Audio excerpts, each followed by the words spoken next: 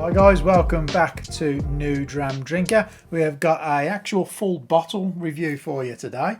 Something a bit different again. You know, we never like to just do the same thing over and over again, so we thought we'd do something a little bit different, which isn't that different because we are a whiskey review channel and we're just reviewing a whiskey. We're trying to be different by being different. By being different, yeah. So we're going to review a vodka for... No, we're not going to. We're going to review a whiskey for you, which is a little bit of a backstory on this one, in that we had a members meet up at our house and someone left a bottle. Now, we're not too sure whether they left that bottle because they don't like it, or it was just an absent-minded moment and they happened to leave it.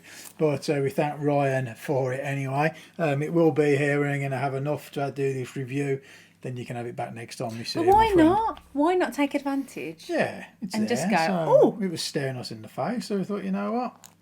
We'll do it. And to be honest, I have asked him if we can do this review, so it's not an issue. We're going to show you what that is. Now, you might be able to see it just over my shoulder a little bit, but we'll show you for 100% what it is right now, and we'll get back and do a tasting of it and see what we think.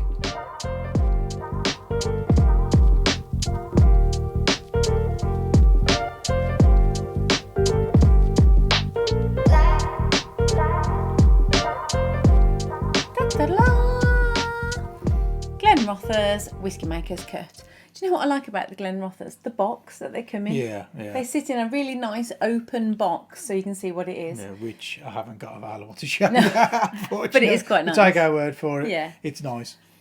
I like the shape of the bottle. I'm going to say that because it doesn't look like the other bottles on the bar. I also really like, I don't know if this is on every label or just because it's a Whiskey Maker's one, handwritten. It says what the notes are. Handwritten. It says what the notes are. Yeah, it does. Creamy vanilla, orange peel, and nutmeg. And it's handwritten. Is it actually handwritten? Well, not. Is it printed? Well, okay, it's printed, handwritten. Printed, handwritten. But it's not like typed. You can read that it's printed and handwritten on there. No, that's what I meant. It's like in handwriting. Yeah, it's not printed. It's a nice little touch, to be honest. It's a good label if the light will let you see it. It's just got. It's a small label. Doesn't do a lot, but it's telling you everything that you need to know. I think all the labels are very similar. That's how it is. And I do agree with you on the bottle. I think that the shape of it, even though it's a shape that you would probably imagine you would see more often, you don't tend to see it that much. I think on the bar, and like you say, in the box is almost, it knows the bottle's different because it doesn't hide it at all. It's just a sleeve. And it actually is a 70cl. It doesn't look like it. Look how little the bottle looks. Oh, I'm going to get the box. Look how little the bottle is. It doesn't look like a 70cl to me. There you go. It wasn't that far away anyway. So yeah, there's the box. So it's an open box. I like it. The bottle to be seen, so they know. So they know that that it's a good bottle to be seen. So yeah, I mean it does, and there's more information on there than what the bottle gives you. It's just nice. So it's a nice classy touch. I nice. like it. It's like I said, it's almost not like they knew they're onto something with the bottle. So, and the cork's nice. Cork's got a bit of info on the top as well, which is nice. It's a nice hefty pop good pop on the cork. Hopefully the microphone picked that up well. Just decent. You know a lot of bottles, and I think this is up there. It's good. It doesn't do too much, but it just does enough to make it stands out from everybody else, doesn't it? It's a statement bottle on the bar for sure. So, as much as we like the bottles, as we always say, we need to kind of get onto the nose now and have a look, have a little snifteroo of the. Is that an actual word? It is now. We're going to have a snifteroo of the whiskey itself.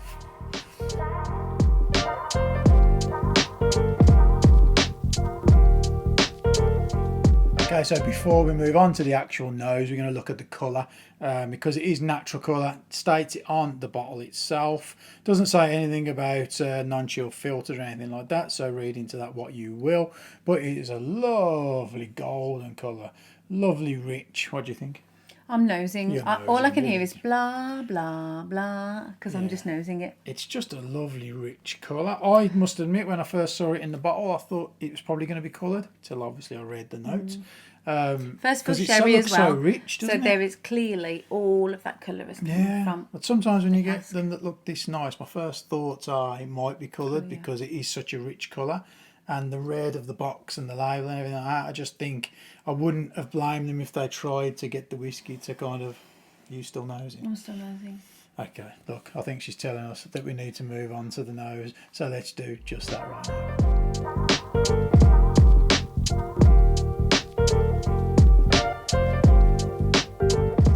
Can you hear me snoozing this whiskey? It is delicious. It's so nice. It's almost like, I knew it'd be good because it's a sherry like cask fill, but oh my goodness, there is so many sherry notes going on there. And what do you think about the ABV was? I think it's 48.8. Does not nose like that at all. No. There's no spirit. It's no harshness. This is all sherry. Yeah. It noses like, you know, those really, really, really plump, juicy sultanas, but they are the absolute alcohol-soaked ones that your nan puts in a Christmas cake. Yeah, it is. It's really nice. When we were doing it earlier on in the week, it was kind of quite a cold evening because I was on late, so I wasn't getting back till late, and we were doing it after that, so it was dark, and it really did fit into that mould, didn't it? Christmassy kind of cake. Evening, cold weather, kind of warming you up. They're like, it's just the plump, juicy, alcohol-soaked There's a spice raisins there as well, I'd say. I don't get so much of the spices. There is this creamy vanilla. It says that on the bottle, but there is a lovely creaminess, but it's really low-key. It's not like big creamy vanilla milkshake or anything. It's just like a nice little... I was going to say porridge, but it's not quite porridge. It's almost just like that lovely vanilla-y creaminess. I don't know how else to say that. I'm getting like sugars, like on hard-boiled sweets, that kind of thing. Those kind of real sweet And on the notes. bottle it says the orange. I'm going to say, if I hadn't have read that, I wouldn't have got it. But, para suggestion, I think if I'm going to say there's orange in there, it's an orange peel that I would put in my old-fashioned. It's like the tiniest little hint of like orange zest. I'd have probably gone darker fruits personally. Yeah, I don't think I'd have picked up orange if I hadn't have read it. Like orange zest or peel or anything but like that. But I kind of, now I know it's there, it's the para suggestion, but it's the orange peel that, you know, when they twist it over your old-fashioned. I maybe I'd agree with you and gone with like the plump raisins and the darker Christmas kind of notes. It's so juicy. It noses juicy. I think we also have to accept that the Christmassy notes always tend to come off a sherry cask finish for us, don't they? You always get that. I think once you've kind of likened it to such a strong feeling of Christmas being kind of connected to those notes, it's really hard to think of anything else. And I think because we've done a sherry tasting, so we did a sherry tasting because we wanted to understand the different types of sherry that you can get in whiskies. Now I knows it. I'm just like, yes, that is the sherry. I'm going to say the sherry was quite often too sweet for me to actually taste, but you get the pattern matching is there. It's like you can tell that's a sherry. A slight pastry as well, maybe. Maybe that's the creamy vanilla. Yeah. But not like a cream slice or anything like that. Just like I don't know, like a fruit. If you like a sherry whiskey, pastry. I'm going to say this absolutely noses deliciously. Does. Awesome. So it's making me want to taste it. Yeah, my mouth is watering. So let's move on to the tasting, shall we?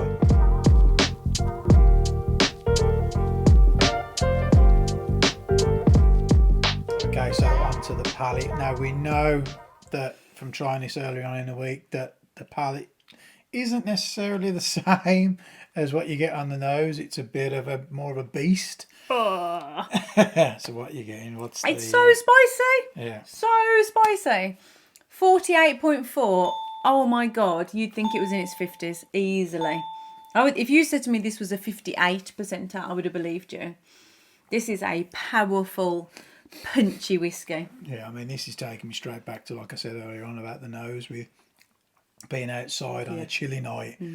It's not like a peated whiskey like you sometimes we talk about by like a campfire and all those kind of things. This is more just that warming, the spices, warmth. It's very good. Like we're coming up to Halloween. It's a very good Halloween drink, to be honest. This would be your warming dram. Yeah, you know, just not necessarily to get the night going because it is quite spicy for that, isn't it? But definitely, if you don't want to hit the peats and things like that, this would be an ideal kind of end of the evening kind of all dram. of those delicious, like juicy, fruity, sherry, sweet notes. No. On the palate, this is huge, grab you by the neck, spicy, warm, pungent. Like it's huge. There's no way. Going on. I'm just going to double check. It really is 48. 48, No, yeah. If you said to me this was 58, I'd believe you. For me, when it first touches your lips, Yeah. you get a creamy sensation. Then once you, that's going to really put me off, because my next phrase is once you take it down, it's thinner on the palate. But yeah, but then the spices really kick in, and it takes you back a little bit, especially with like the first time we had it out in the garden, we weren't expecting it. I don't know what it was with the brand, but I don't know where my preconception of it had come from, but I wasn't expecting such a kick from it. I thought it'd be a bit more middle of the road, mild. But it doesn't half kick you in the nether regions. Literally, It doesn't. It makes its presence well known. And my first sip, like, you know when you just take a tiny sip and you just literally touches your lips and the tiny bit of your tongue, my tongue is still burning. Yeah. Like literally the tip of my tongue is still burning because it is so spicy, so huge. Delicious. I'm not saying it's not delicious. They say nutmeg on the... Do you get the cream? Not today. No. They say nutmeg on the label. I'm going to say it's bigger than that. It's like ginger. It's that like fiery, spicy, tingly. It's not like Fireball. No, it's not. That's cinnamon. No, it's not like that. This is a really spicy, mouth-watering, warming, delicious it's whiskey. a bit of a monster, to be honest. She is a monster. The nose lures you into a false sense of security with it, doesn't it? You think you know what you're going to get, and then you try it, and it's like, nope, this isn't it. I'm going to really like... And even when you're drinking it, the nose is still sherry. Yeah. Sherry. Yeah. And then you drink it, she's huge. She is. And she's good. Good, yeah. You just need to sit with it for a while. Yeah. I definitely wouldn't be having it as my first dram of the night, that's for sure. But it's one of those drams where, like, literally you can take the tiniest little bit, but the flavours fill your whole mouth. Yeah, you don't need to drink a lot of it there to get the flavour. Tiny little I'd sip. say maybe one of the negatives of it is it doesn't do much after the initial kind of, the notes come through, it stays similar, which... I mean, if you love those notes, that's brilliant. Yeah. I do tend to sometimes like it where you get a little bit of a journey going on in the glass. I think the sensation lasts longer than the flavour. Yeah. So you get that spicy tingle and the warming in your mouth, and I'm going to say that's the feeling that lasts, not necessarily the flavours. Yeah, cool. Yeah, the sensation. Well, she's a good one. She's a good one. Like her. We've tried it, so shall we move on to the finish? Mm-hmm. Let's do that now.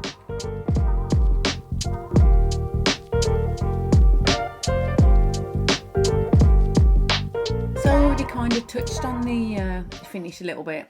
It's the sensation for me. It's the spiciness that makes my whole mouth tingle. It's like those warming notes. I'm not saying my mouth is on fire, but it's tingling, and not in a... sometimes you have a really high ABV whiskey that makes my ears hot. It's not like that. It is the spicy tingle of the flavours in the whiskey. So I agree when you said there's not much else going on. There's no additional notes. But it's quite a medium finish. It's still there. Yeah, the sensation. I think, like I've said before with finishes, that to me a good finish is where the notes or the flavours hang around till the end, and it just doesn't just leave either the peat, the smoke, or a certain peppery note or something. There's got to be more going on to class it as a good finish.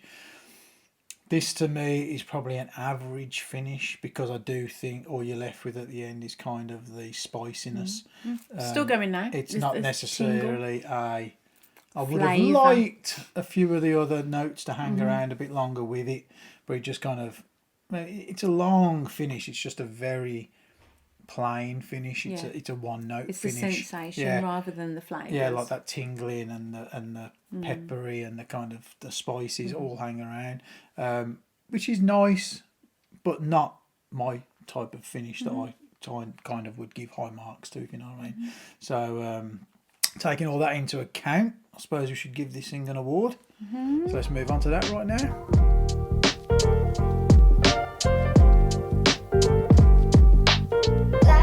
Moving on to the award, This is called the Whiskey Maker's Cut, and for us it definitely makes the cut. It's a nice whiskey. It's just one of those bottles and brands that you see around a lot, and I just think you should have one on your bar. Give them a go. It's worth giving them the time of day, I think. Yeah. It for the price, for us, it's a good whiskey to have on the bar. She doesn't like fail in any way it's for good. us. And again, we haven't. I think we've had one bottle in the past, but I think we definitely need to explore them more. It's one of another one of those brands. There's so many brands them on the list. that we need to put on the list to buy more of. Yeah. But yeah, I think definitely worth really worth good. a punt. Yeah, and we thank Ryan for leaving it here. Yeah, for leaving it here. I don't know. We still don't know if it was deliberate, accidentally, or whatever. Yeah. However, if you would like to be part of the Certified Originals and accidentally leave another bottle of whiskey at our house for us to review, yes, the links will be below. Come join our group. It's free. You will always get it back. Absolutely, Yeah, 50ml missing out tiny the bottle, bit, yeah. We will always put them away. So we're next very time, into sharing our whiskey. Oh, definitely. And we'll come to your house one day and leave a bottle there as well. So thank you so much for joining us. We hope you've enjoyed the video. We'll probably do another ample samples next week, or who knows, maybe we might change it up again, but you never know. So thank you for watching. Like Nicola said, if you'd like to join our members club, I'll bring all the information up below and you can do that. And we'd love to see you there. So thank you again. We'll see you again next week.